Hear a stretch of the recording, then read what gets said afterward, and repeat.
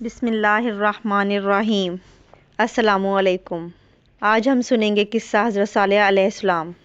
حضرت صالح علیہ السلام اللہ تعالیٰ کے پیغمبر تھے۔ آپ علیہ السلام کو قوم سمود کی طرف رسول بنا کر بھیجا گیا تھا۔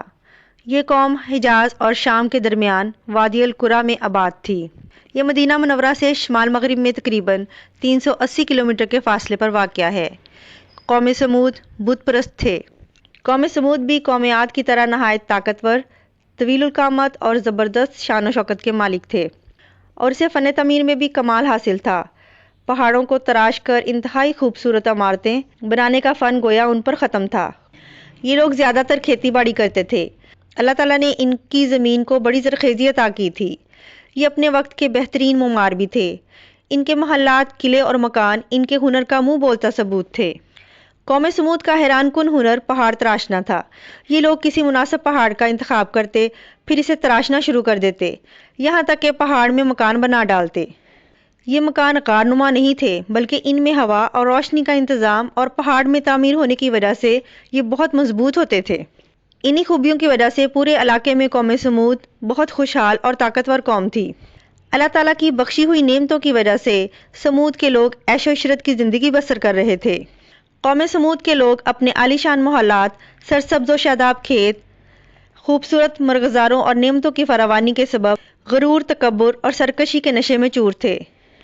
اور چونکہ تکبر اور کفر کا چولی دامن کا ساتھ ہے، تو یہ بھی ابلیس کے پیروکار بن گئے۔ حالانکہ کچھ ہی عرصے پہلے قوم عاد پر عذاب الہی کے مناظر ان کے سامنے تھے۔ قوم سمود کے لوگ بھی اپنے ہاتھوں سے تراشے ہوئے پتھر کے معبودوں کی عبادت کرتے تھے۔ ان کے معاشرے سے حق اور انصاف ختم ہو چکا تھا۔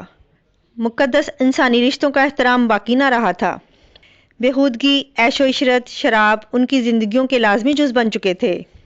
ایسے میں اللہ تعالیٰ نے اسی قوم میں سے ایک نیک انسان حضرت صالح علیہ السلام کو نبوت کے منصب پر فائز فرمایا۔ دیگر نبیوں کی طرح حضرت صالح علیہ السلام نے بھی اپنی قوم کو راہ راست پر لانے کے لیے دن رات پیار اور محبت کے ساتھ انہیں سمجھاتے رہے۔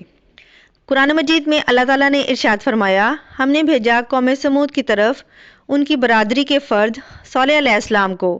انہوں نے فرمایا، اے میری قوم، تم اللہ تعالیٰ کی عبادت کرو، تمہارا اس کے سوا کوئی معبود نہیں۔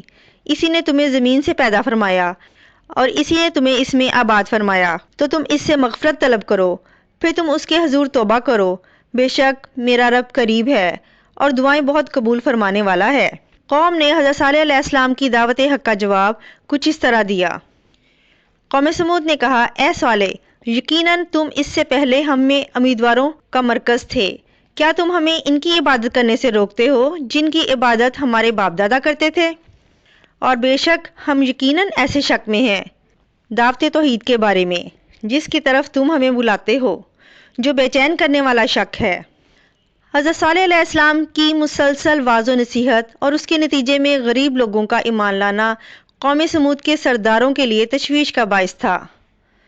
دراصل غرور و تکبر کی دلدل میں دھنسے ہوئے یہ لوگ اس بات کا تصور بھی نہیں کر سکتے تھے کہ کوئی عام آدمی اس طرح عام محفلوں میں اور چوک چوراہوں میں کھڑا ہو کر ان کے آباء و اجداد کی خداؤں کی نفی کرے اور صرف ایک اندیکھے رب کی عبادت کی بات کرے۔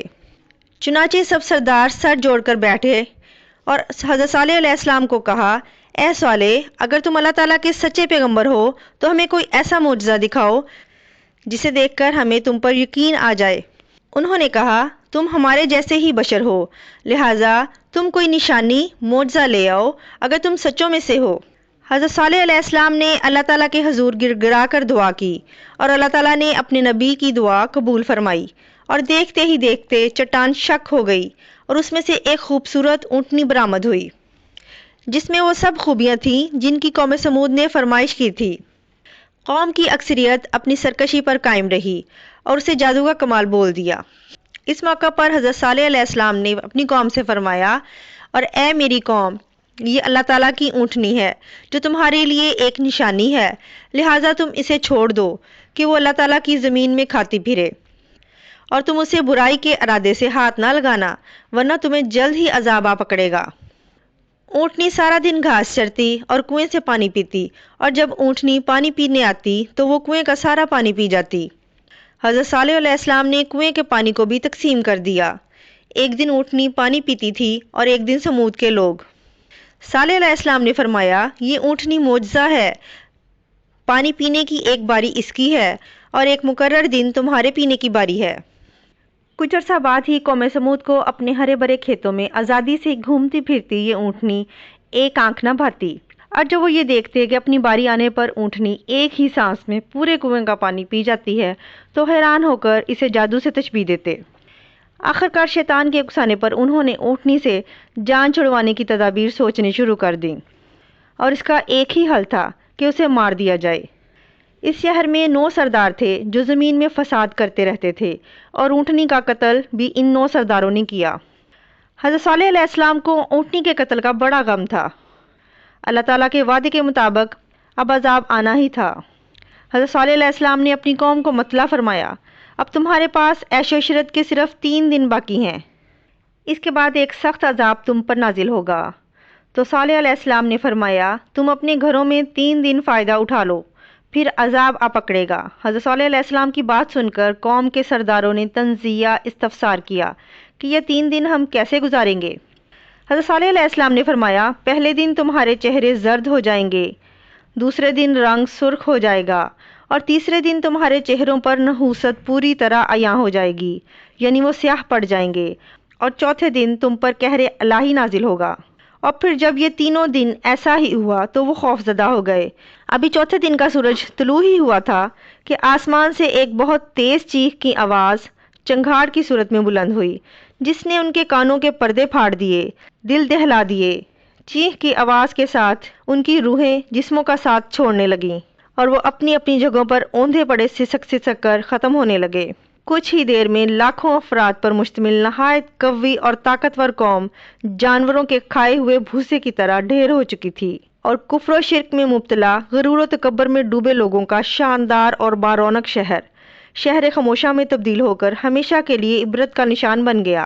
اور جن لوگوں نے ظلم کیا تھا انہیں چیخ کی صورت میں عذاب نے آ پکڑا تو وہ اپنے گھروں میں اوندھے منہ پڑے ہوئے رہ گئے۔ اللہ تعالیٰ نے اس عذاب سے حضرت صالح علیہ السلام اور ان پر ایمان لانے والوں کو محفوظ رکھا۔ چنانچہ اللہ تعالیٰ نے فرمایا، پھر جب ہمارا حکم آ گیا تو ہم نے صالح علیہ السلام کو اور جو ان کے ساتھ ایمان لائے تھے انہیں نجات عطا فرمائی اپنی رحمت سے اور اس قیامت کے دن کی رسوائی سے۔ بے شک آپ کا رب بہت ہی قوت والا اور بہت غالب ہے۔ یہ تھا حضرت صالح علیہ السلام کا قصہ جسے مختصراً بیان کرنے کی کوشش کی گئی ہے۔ اگر آپ کو ویڈیو پسند آئے تو لائک اور شیئر ضرور کیجیے گا، اور کمنٹ باکس میں اپنے خیالات کا اظہار ضرور کریں۔ اللہ تعالیٰ آپ کا اور میرا ہم سب کا حامی و ناصر ہو۔